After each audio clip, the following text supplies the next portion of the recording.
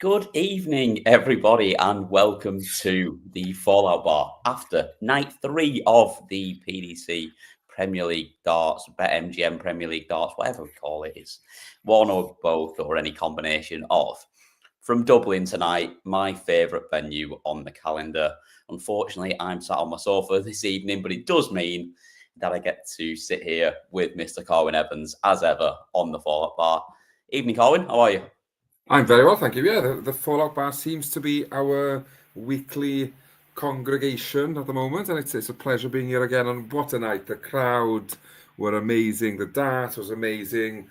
The winner was amazing. Oh, it feels like everything in the darting world is back to normal. Parity has been finally had. Yeah, you just jumped straight in there. Didn't even give Yeah, me sorry. that one up there. I was just going to say, I was hoping you were going to be a happy man tonight, and very much. I think we don't even need to ask the question. It's quite clear that you've enjoyed your evening. Oh, definitely. And you know what? As a spectacle, I thought the evening was quality, and probably when you looked at both halves of the draw, if you would have picked two people not to make the final, you may well have picked both finalists. But yeah, what a night! As in, it's just and probably it's just nice to see darts players smiling and enjoying themselves. And a few weren't smiling maybe, but both finalists they loved the fact that they'd made it there. And yeah, there's 3 million people smiling now after the result of the final as well. Yeah, we were kind of talking about it as being a big week for Nathan Aspinall, and really for Gezi to really kick-start his campaign. And both of them did it, making a final. Like I say, unfancied to make the final by all accounts. If anyone in the chat room had it, that it was these two in the final. Fair play to you. I can't remember from last week if anyone did, but I feel like we'd have recognised that one.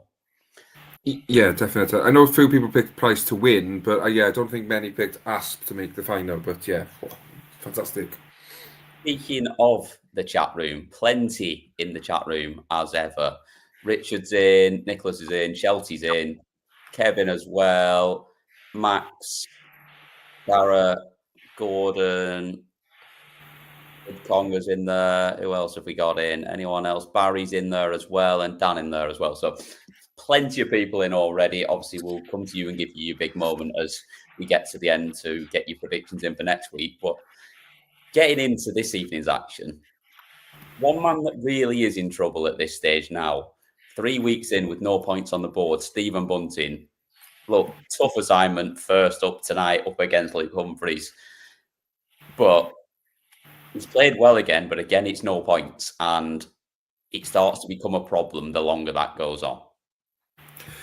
Yeah, definitely. Because coming into the Premier League, you'd have probably fancied Bunting to pick up a few wins and be a bit of a threat because he was playing well.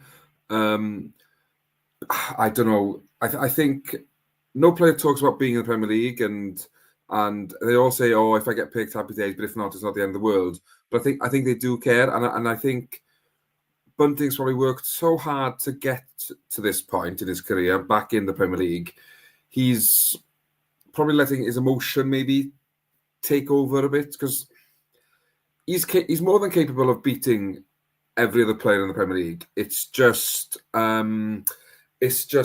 not going at the moment. And I think he may be trying too hard because obviously the longer you go without that win, the harder it is to get the win. So, and obviously it doesn't get any easier next week, and we'll get onto that in a bit for him. But yeah, he's hit 100 average, as in he's not done much wrong apart from he's missed probably one or two too many darts on a double.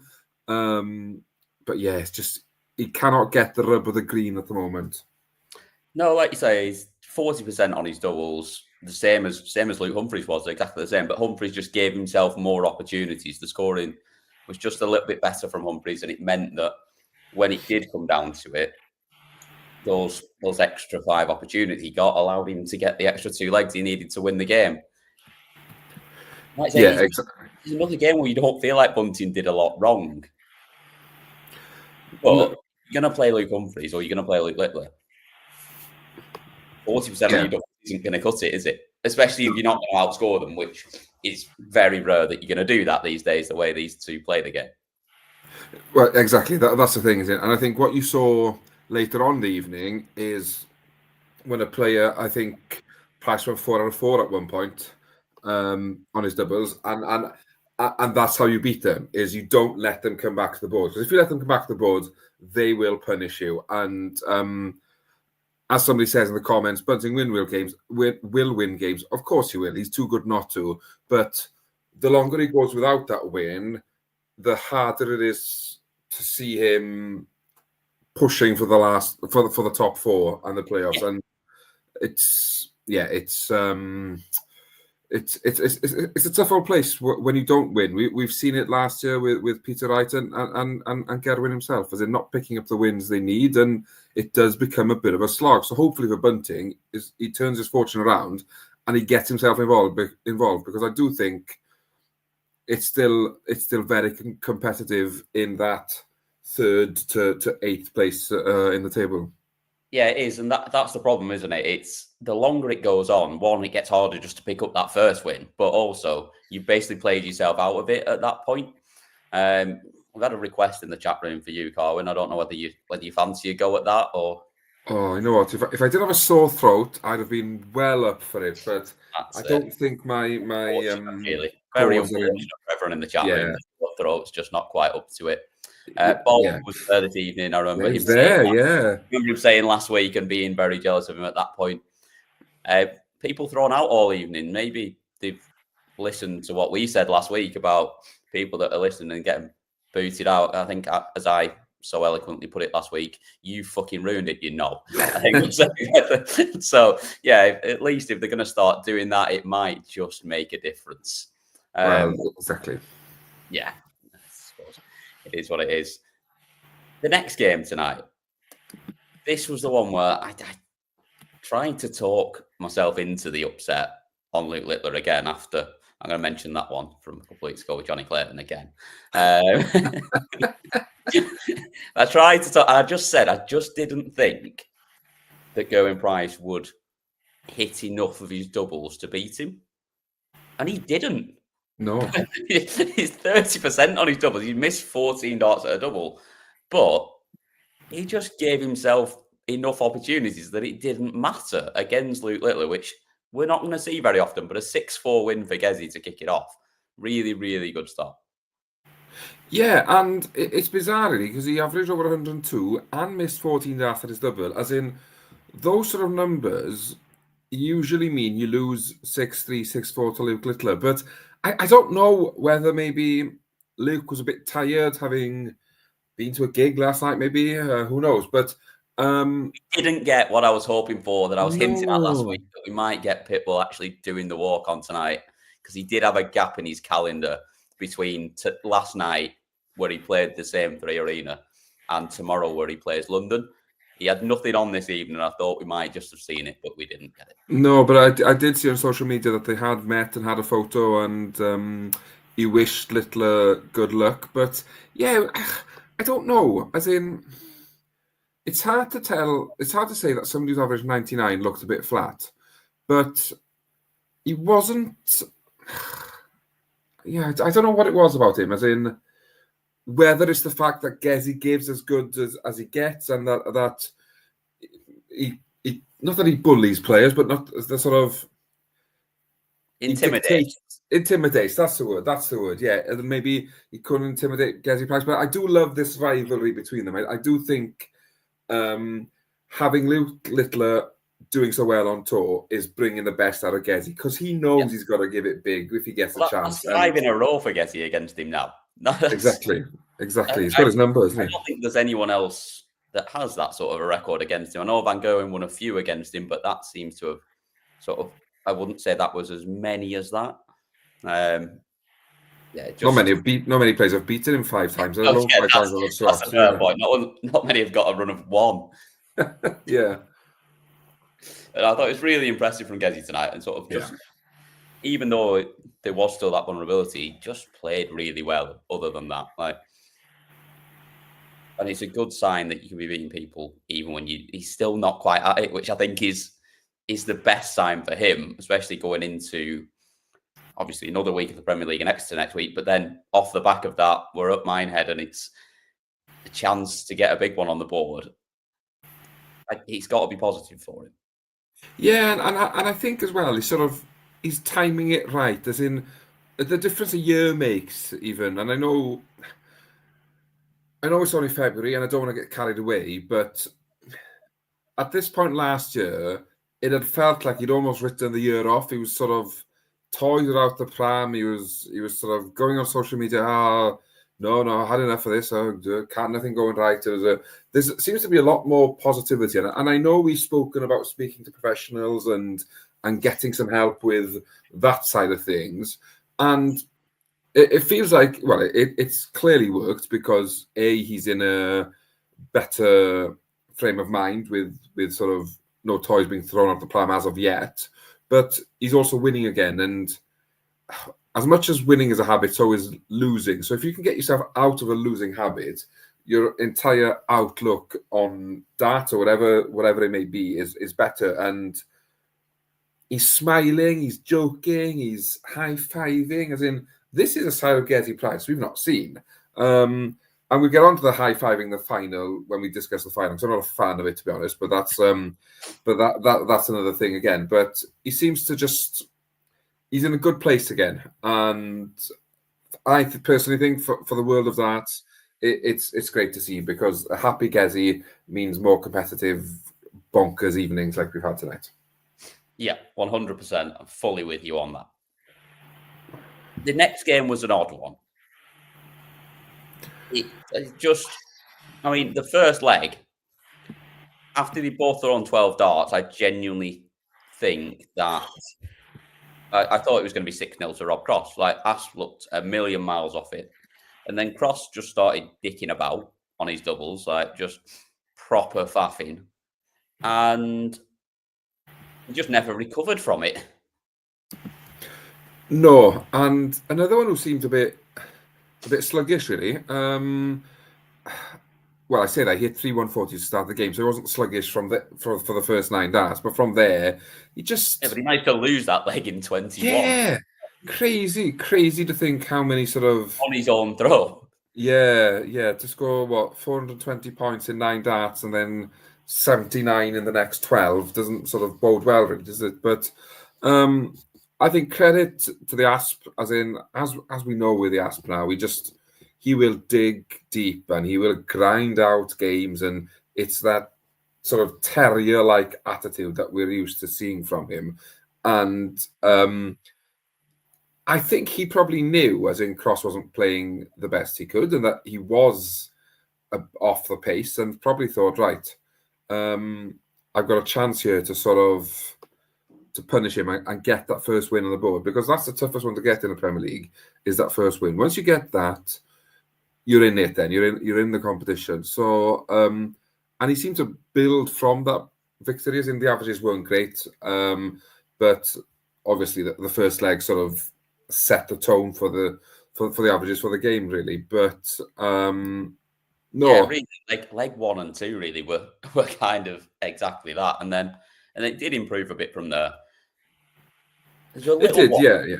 Little wobble at 5-2 up. Sort of let at 5-1 up, sorry. Let it back to 5-2 and then back to 5-3, and really it should have been back to 5-4 as well. And then you're starting to think he's in trouble here, is Aspinall. He might not get over the line.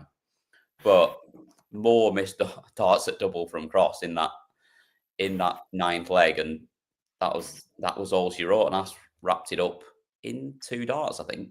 Yeah, and it sort of feels like Cross lost that game more than the Asp won it.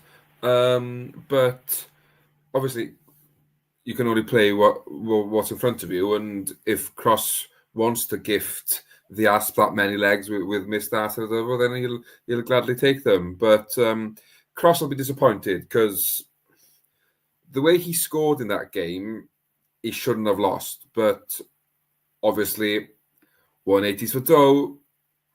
No, 180s for show. Doubles for dough. That's the one. I was just letting you correct yourself there. Yes.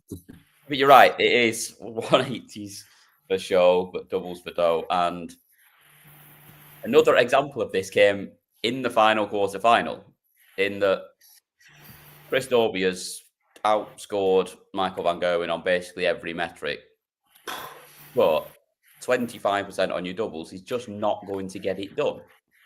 And it felt like what we see a lot from Dobey. We see him score well. We see him hit a big checkout. But there's too many missed doubles in there, and you can't do that against the best in the world. No, that's exactly it, isn't it? And I think tonight you saw a typical Dobey performance in the way that he scores heavily, he gets ahead in legs, he gives himself chances, but he doesn't hit enough of them to win matches. And yeah, unfortunately, 25% isn't going to cut it at this level unless you're playing Rob Cross himself at a mare. But with the likes of MVG, he'll lap it up. As in, he's got this ability of finding that finish when he needs it and to get his nose in front. And it's probably going to be the story of Dobey's Premier League, really, is will he win enough matches because his opponents can't punish his missed doubles? As in, if that'll be the case of if he makes the top four or not. As in, he'll average somewhere between, I'd say, 95 and 102 in most games. It just depends where his opponent is, whether or not he gets those wins that'll get him the points to climb the table. Because we saw it on night one, he can do it, but he's just not consistent enough on the outer ring for us to be able to say he'll definitely make the playoffs, or I expect him to be there or thereabouts. He could finish 8th, he could finish 3rd. It all depends on how good his opponents are on the outer ring in the games. Yeah, and I think that's the worry for me, is when you're talking about Chris Dobey, you're not talking about whether Chris Dobey's good enough to do it. You're talking about whether he's going to get given enough chances. And I think over the length of the format, going 16 weeks, I don't think that's the way that you'd be looking at thinking that's going to be successful, because these players are too good. Exactly. And they're all capable of hitting 60-70% of their doubles when it matters. We saw Luke do it last week. MVG in this game, I think he was 6 from 10 or 6 from 11. As in, he was 6 from 11, I think. Yeah, 55%. Yeah. Yeah, you're going to be hard to beat if you're sort of hitting those numbers. And we're not having a dig at Chris Dobey. Like, we know he can do that. Like, he's capable of turning up and doing that as well. But we're just not seeing it enough from him. No, and that's probably the tale of his career so far, is that he's getting himself deep in tournaments because early rounds he can get away with it. But once you get to the last 8, last 4, you're up against an opponent who is capable of hitting 50, 60, 70% of their doubles, and that's when he starts to struggle. As in, if he can tighten that even up to 40% on a regular basis, his scoring power, yeah, 40% might be enough for him. 100%. I definitely agree with you there. As in, it doesn't need to be 6 out of 8, 6 out of 9. As in, if he can hit 6 out of 12, he will win more matches than he loses. And even in this Premier League, with a caliber of players in the league as well. Yeah.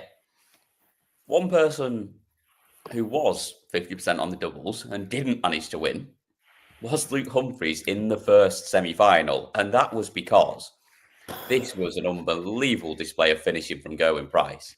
Obviously started it off from 2-0 down, fires in the 170, reels in the fish, and he only missed one dart at double other than that, and that was also a dart at the bull. Hit every dart at the outer ring, including then the bull finish to get him off the mark at 2-1. 85.71%, 6 out of 7 on the doubles. Really, really good performance from Gerwen Price. Yeah, this was you could see he was in full swing here. And I know they didn't score as well as they can. They didn't score as well as they did in their first round. But I think Price needs a bit of a reprieve in the fact he's just beaten the world number 2, and then 40 minutes later you're back on, mate, against the world number 1. But yeah, as in, for anybody to hit 6 out of 7 on the doubles and the only dart to miss is at the bull is is incredible. As in, we don't get to see these sort of performances often, and as in from the off, even though he was 2-0 down, Price looked like he still believed, oh, I'm going to come back and win this. I'm 2-0 down, but I'm not stressing. I'm not worried about it. And I feel Humphries is more beatable at the moment than he's probably been in 2 years. As in, he's consistent, but there's a wobble in the game somewhere. And if you can jump on that wobble and run with it, you give yourself every chance. And Price reeled four legs off then to go 4-2 up, and he's too good then not to win from there. It would take something special from Humphries to beat him. Like we saw against in Price's opening game, he's 4-1 up, missed that to go 5-1. Littler then goes bonkers for 6 minutes, 4-3. You're thinking all the momentum's with Littler. Price takes a minute, Bosch 5-3, and once you get to 5, you're confident that you'll get that one chance to win it. And it was a solid performance from Price, and one that he'll be happy with. Yeah, definitely. Like I say, that finish, obviously we talked about it already, but 3 of those finishes were tumblers checkouts as well. Where it's all well and good in your first start at a double when you've got 3 chances in your hand, but when it's last start in hand and it needs to go, that's when it's really impressive. And obviously, I think the 116 he had time on that one, but the 120 was under big pressure in that one to go 3-2 up, and obviously the 170 Humphries on a finish at that point as well.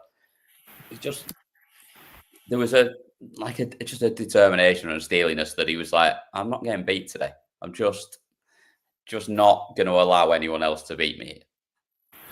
Exactly. And when you sort of look at the draw, to have the mentality of nobody's going to beat me tonight. I'm just going to have to beat the world number 1, world number 2, and at that point, he could have been the world number 3. The world number 3, which would have been the crown of the jewel had he had to do that. But obviously, Asp's no mug either. And but yeah, it was a Price on a mission, and the crowd loved him, and that always helps, doesn't it? When you this is my new favourite thing with watching Gerwen Price, is the fact that this love affair with the crowd now that is the complete opposite of what we've seen for years. Like, it's just become just completely different, and it's good to see, and it's good to see him getting a fair shake, that because he is a good character and someone that you want around in darts, and for so long it felt like he just had enough and he didn't want to be there, and the crowd was making it worse.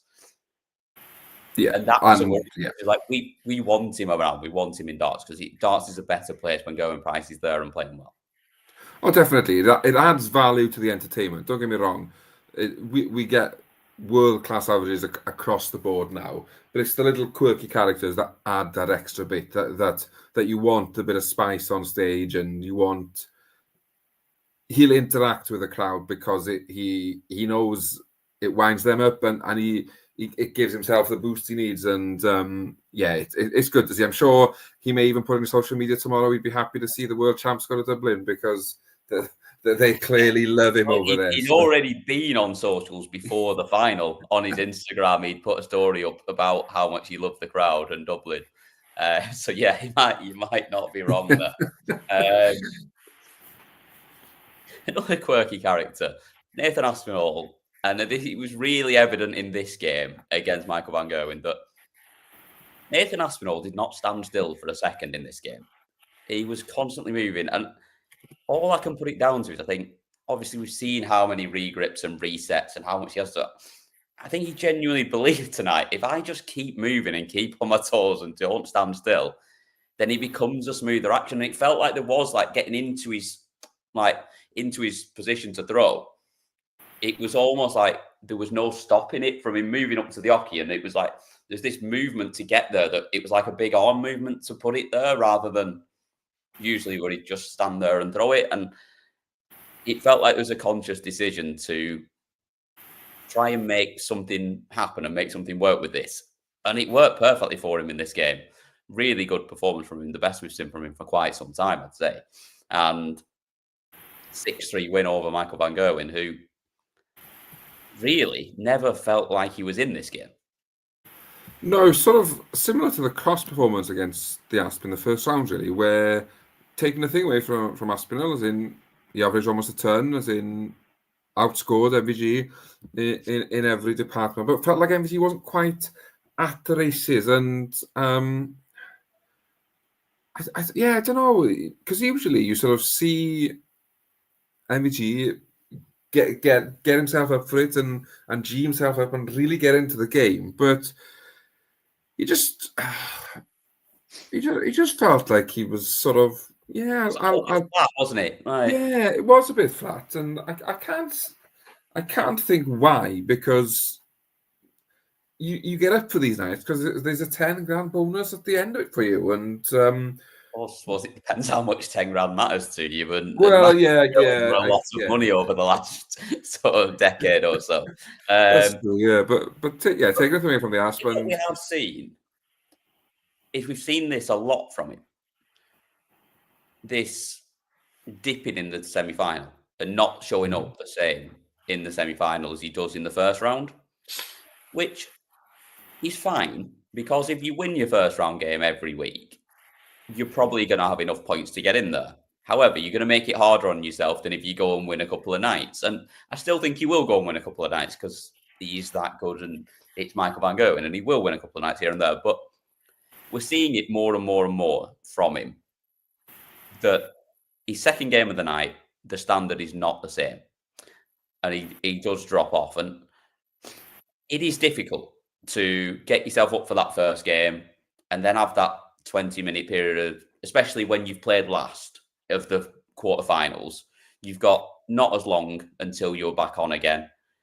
And so they sort of go backstage, settle down, and then get up again for it is tricky, and it's not the easiest thing to do. But it does seem like he has a bit of a problem with doing that. Yeah, and could it be that the players aren't that excited by the format, that they feel it's a stop-start evening, especially if you win your first game, you're sort of having to G yourself up again after potentially a big win, and obviously MVG probably thought he got away with one against Dobey, so may not have been on that biggest of highs anyway, because he hadn't played that well, and then he's got to get himself back up again, and they're just aren't maybe as excited by the format as maybe we have seen, and it's getting a bit samey for them as well, because it's if you win your first game, there's a good chance you'll face the same opponent week after week after week, and it's I don't know, it just that might just be me thinking, I don't know. Yeah, maybe. There's a bit of thinking going on in the chat room at the moment about Luke Littler and which darts he's using and whether he should go back to the black ones rather than the gold ones. Paul asks, if you won the World Championship with the black ones, why change? I don't want to be cynical at this point, but I would suggest that it's possibly not his decision and more of a business decision, in that not enough of the gold ones have been sold. Not that I'm a cynic by any means. But I also think, though, with that, as in, for the first time since reaching the heights we've seen Luke Littler reached, I know there's no financial pressure on him because he's not defending in the Premier League and what have you, but there is a different pressure on him now because of the way he's announced and because of the level of expectation on him. Every week he's got to perform to a certain standard because he's world champion. Of course there is. But unfortunately for him, in the Premier League, there are no mugs. As in, no, you aren't getting a gift at any point, are you? No, exactly. As in, you've got Gezi, MVG, Cross, Humphries. So over another 4 have won the World Championship with you. So they're not going to just be roll over. You've got Aspinall, won a UK Open and a match play, and you've got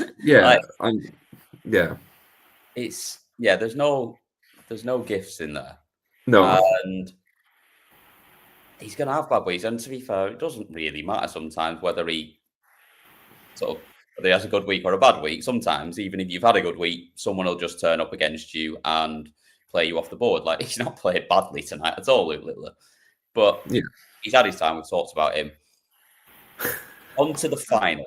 And this is where I'm going to let you just have your moment here, Carwyn. Talk us through it. Well, it's funny. I won't lie to you. The way Price started, I thought, ooh, is this the third game running where the Asps opponent isn't quite gonna hit the ground running and push him as much as he needs to be pushed to put him under a bit of pressure? But obviously, that lasted one leg, and then Price woke up and yeah, pretty much. Asp wasn't quite in the second leg, and I was going to sit here being the smug one after the first leg. Well, yeah, that's of course, what was going to happen. Yeah, I actually. Yeah, after the first leg, I thought, oh, Cam's going to be unbearable. But well, I was going to be, because there's been so many people every week who keep seeing it in the chat room going, oh, Asp won't win a week, Asp won't win a week. And I wanted to sit here and be smug. But it's your opportunity. Take the floor. Yeah, but it was a funny one final. It sort of swung back and forth, and then from 3-3, Gezi just found that extra gear really, and ended up with a ton average. But I think, did the Asp hit 6 180s in the first 7 legs or something? As in, he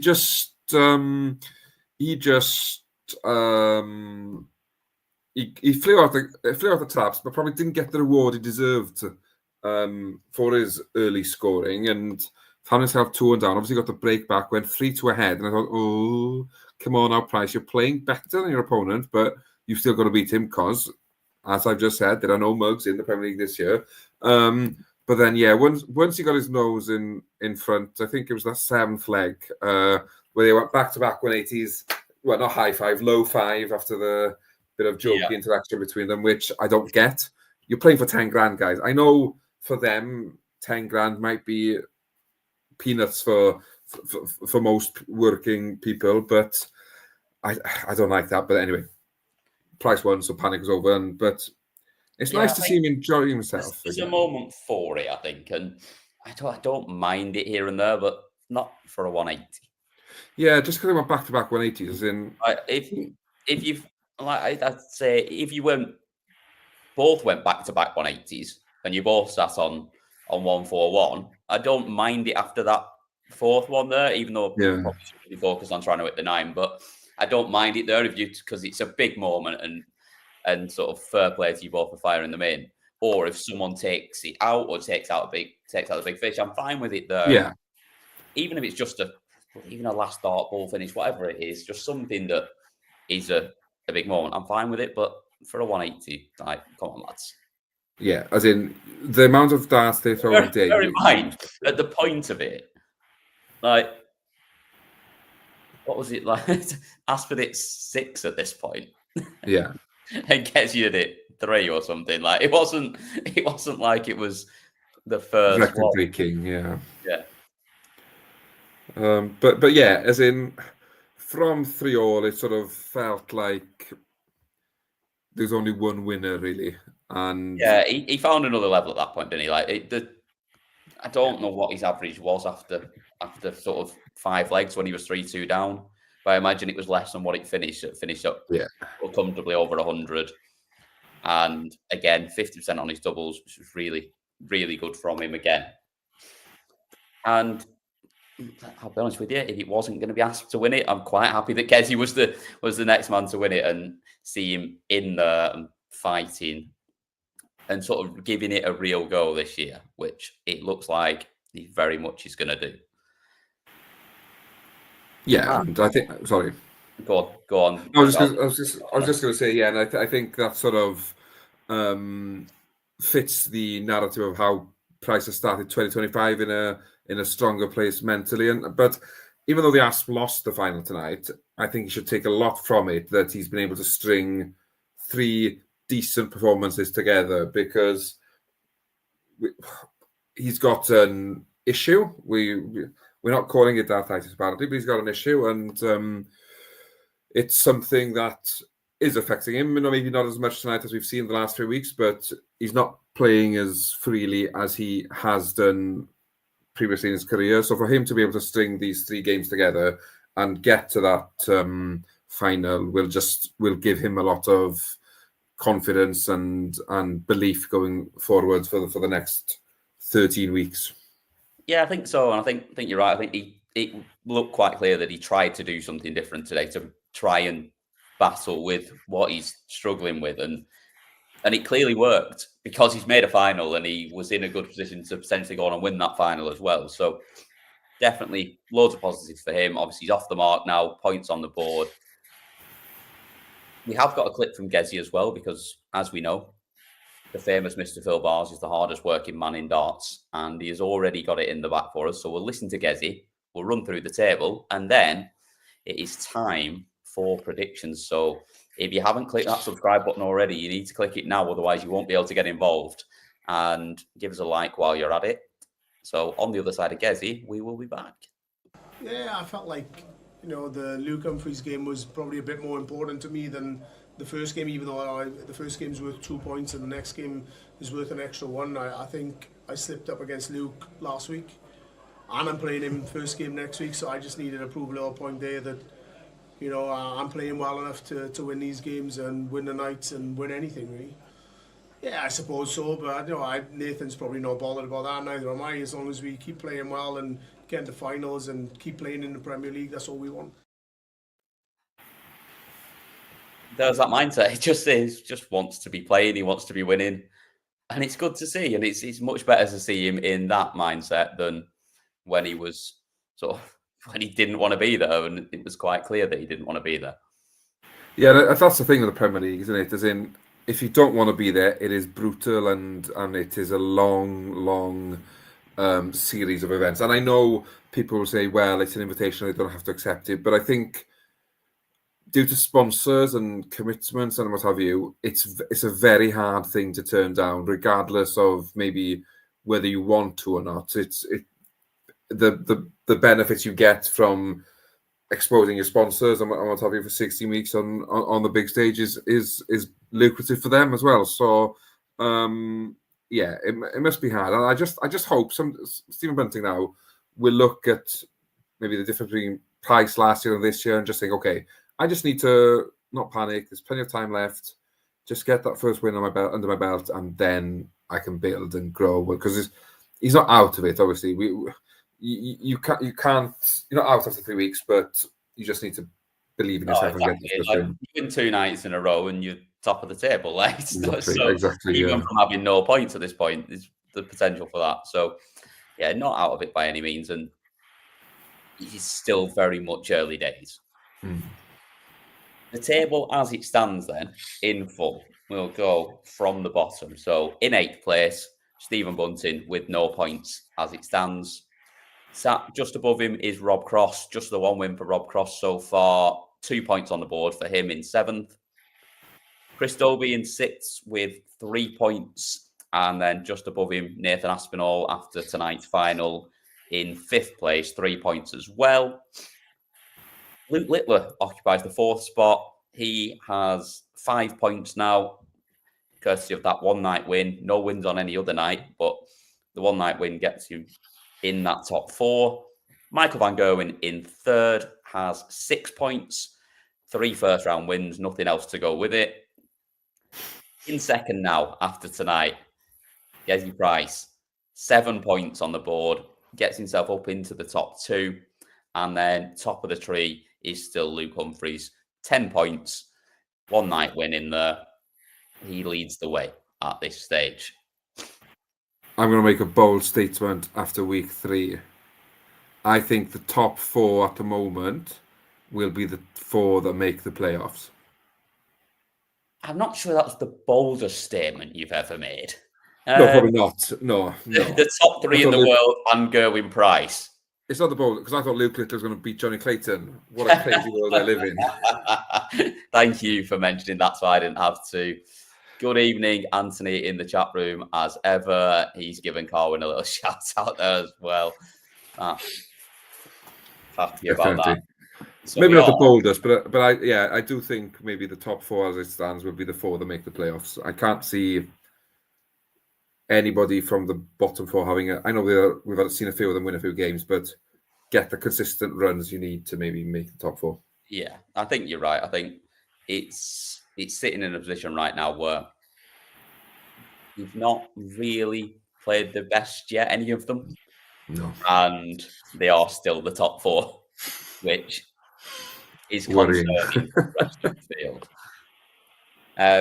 On to next week then. And can they solidify those places and keep Carwyn's bold prediction as in play? And we start off with Michael van Gerwen up against Rob Cross. This one, for me, feels important for Bobby Cross. Yeah, definite. As in, I guess it's his chance to make my prediction wrong early on, but I feel like obviously Cross needs to win more. They both want to win, but I feel like Cross at the moment is searching for that something to get him over the line, and it would be a good week to do it with the UK Open off the back of it, but I just, as you've said, Michael van Gerwen turns up for that first round game. He sort of finds the mojo he needs to get 2 points on the board, and in his mind, that's enough. So I think MVG wins 6-4. 6-4 win. Get me off to Minehead. Is that is it? Yeah. Don't worry too much about the semi-final. Let's get an early dart and get away to Minehead. This, by the way, if you haven't been, is another great venue on the Premier League roster. The Cowshed in Exeter is so different to the venue today. Like, it couldn't be any more different from where we've just been at the Play Arena in Dublin. But it has its own sort of magical thing about it. We were there last year. I think we actually did the Fallout in the car on the way to Minehead after it last year, which was fun. I think I'm with you. I think he just does enough again, MVG. I think there is one of those. It can be one of those weeks where it can be a bit odd, Exeter, because people are focused on the weekend rather than this night a bit more. And I think we saw that a little bit last year, that Aspinall got his first win of the campaign at this night last year, when people were maybe thinking that he wasn't going to get a win again. But I still don't think that we see Michael van Gerwen just give up the first game. I can't see it happening. I think he's turned up and played well in his first game every week, and I think we see it again. And I think he gets over the line 6-3. In the chat room, we have Gordon's got MVG 6-3. Andy's gone the other way. He's got Cross 6-4. James has got MVG 6-3, as has Preston. Bob also with MVG 6-3 as well. Nico asks, why did Price not give an interview? I have no idea why there wasn't an interview on Sky tonight. But what I do know is the full interview of that clip that you've just seen of Gerwen Price with Mr. Phil Bars is available on our YouTube, and will be there for you all to watch once we're done getting our predictions wrong. Yeah, I think Price has now said he's only doing interviews with people who are classed as famous. Yes. If you don't have the famous in front of your name, done. No chance of an interview. And speaking of Mr. Gerwen Price, he is up next on Thursday, up against Luke Humphries. Yeah, won all already this week. Beat him this week in the semi-final. Can he go back-to-back against the world number one? Am I right in thinking that the Cowshed in Exeter is notoriously cold and windy? Or have I made that up? It's not particularly warm from memory. Yeah. I don't remember a breeze inside. There certainly was one outside. Okay. But then again, I may have had one or two beverages before we left. So light ales. yeah, couple of pints of Shipyard. Actually, to be fair, I only had a couple in the venue. I didn't have too many in the venue, but then we did do a full bottle of gin when we got back to the hotel when we got to Minehead. So that may have, see myself and Mr. Jack Garwood and Mr. Dan Simpson, we saw that off pretty rapidly. As the saying goes, when in Minehead. Correct.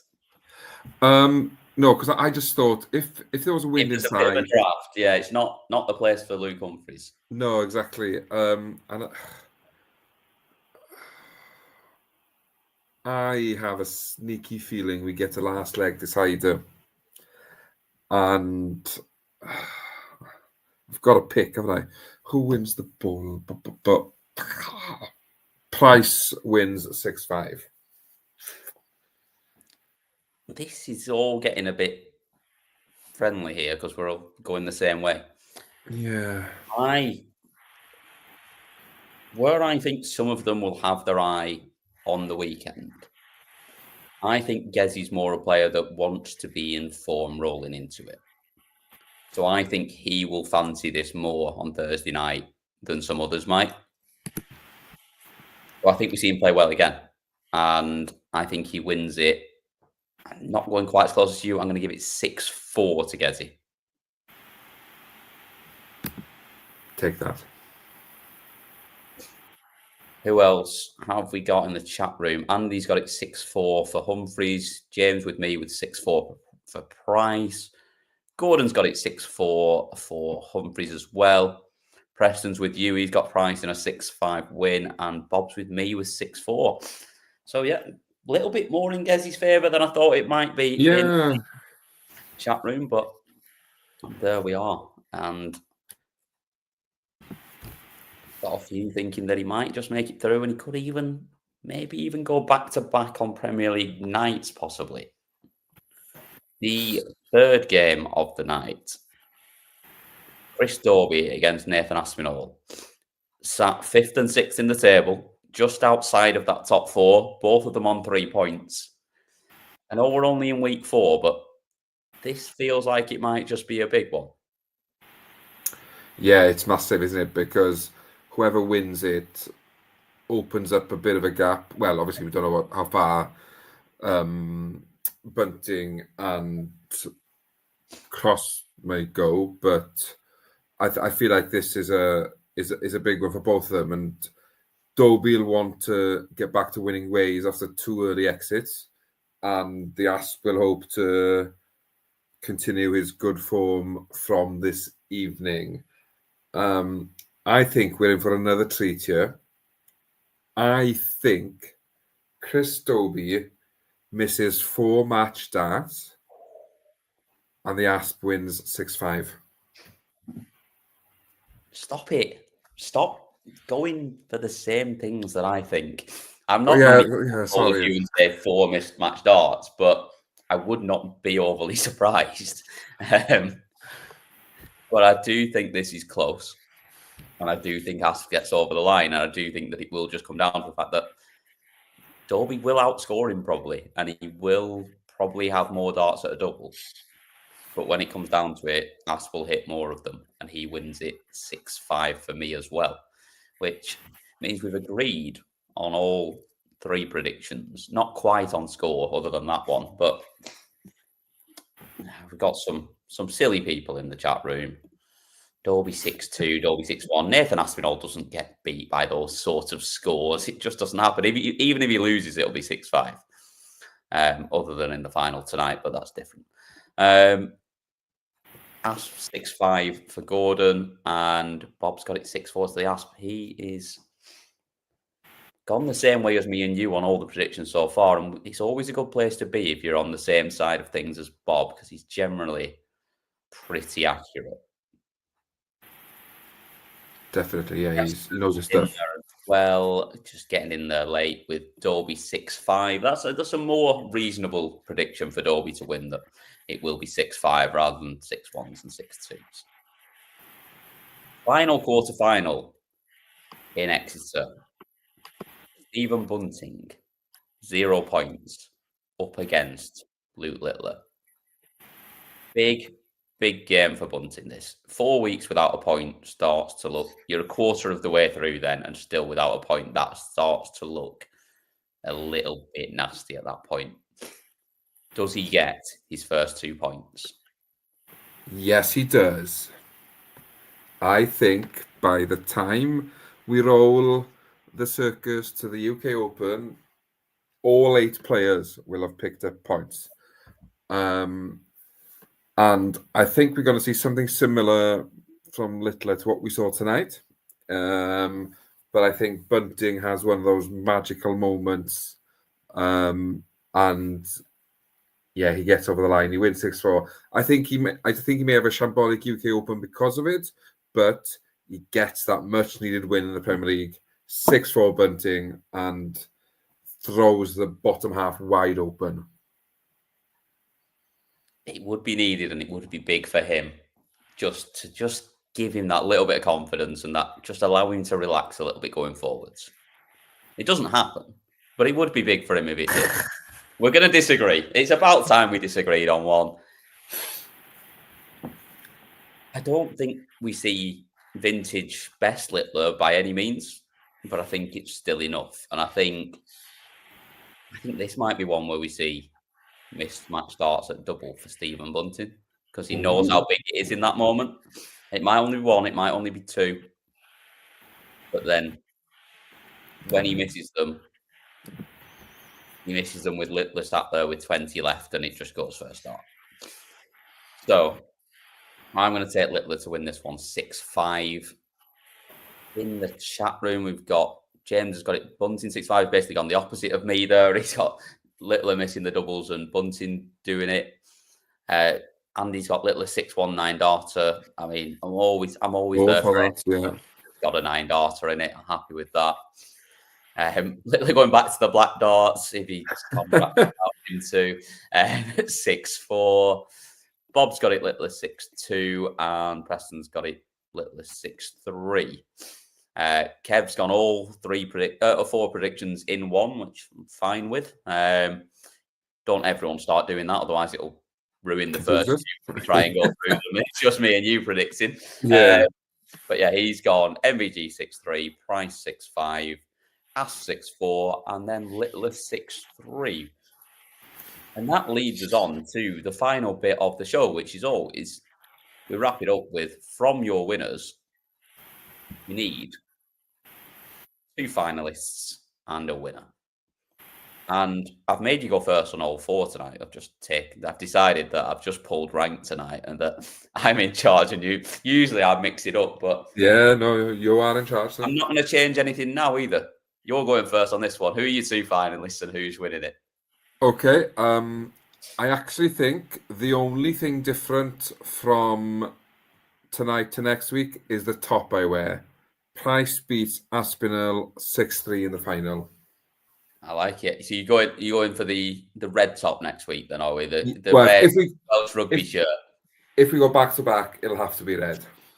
I mean, to be fair, you might be wearing that all week. You've got a new head coach for the Welsh rugby team ahead of this weekend. Yeah, I'm not confident about that. More confident. Let's be honest, it can't be worse. No, more confident Price winning next week. You in charge, and it couldn't be worse. That's true. Yeah, very true. Kev, right, fair enough. Apologies for calling you out, Kev. If you gotta go, you've got to go. It is what it is. Could have taken the phone with you, but hygiene. That's true. Yeah, keep us on while you're in there. Who do I think? I think that again it is Price that makes the final. That he beats Van Gerwen because Van Gerwen will dip in the second game. He always does. And I think he plays. Can I do it? Oh, can I do it?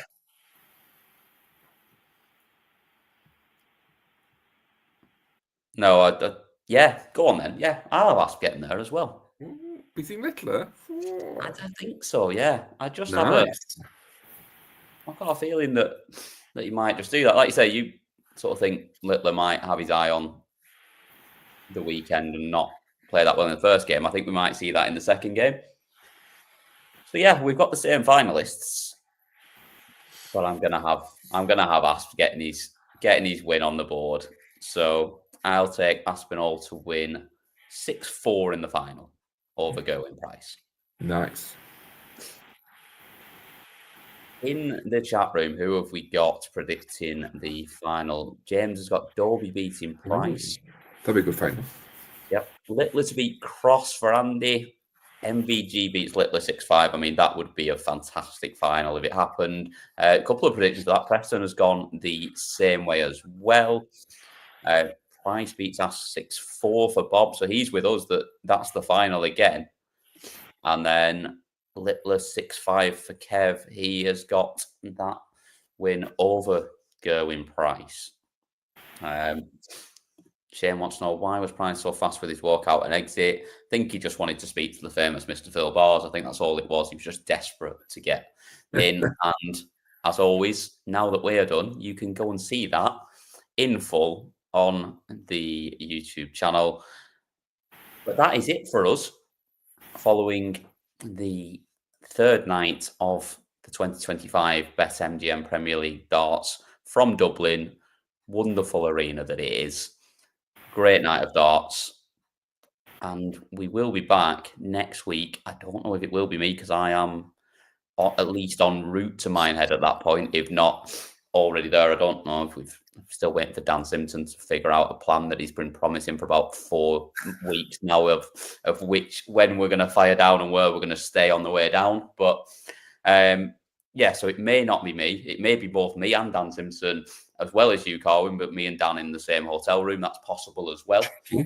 But yeah, we'll be back next week as ever, and we will see you all again. Thank you, everyone in the chat room.